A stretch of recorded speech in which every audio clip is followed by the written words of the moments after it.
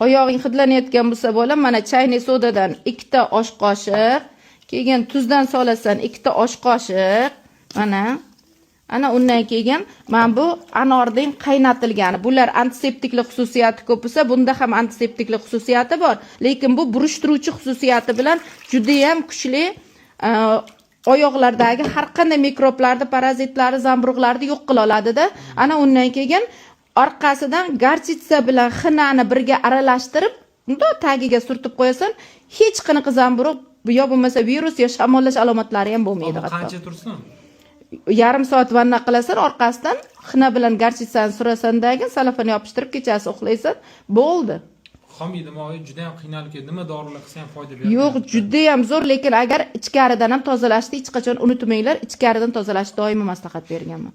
Ikkioni yengillikni zo'ri bor. Ko'pchilik mendan rassroshka telefonda so'rayotdi. Mana iPhone 17 Pro Max, 16 Air, qarochi hammasini eshiting. Boshlang'ich $100 bilan chiqazib beramiz. Bitta dona pasport tashiysizlar, to'g'ri kelsa inshaalloh hammasini qilib beramiz. Faqatgina 17 dan tashqari, chunki bu qimmatli sabab, yana $100 dan bir umrga o'tib ketib qolasiz. Barakasini bersin. Hamma videoga shu telefoningni tiqishtirishdan boshqa ishing yo'q, tavba qildim. Tirikchilik.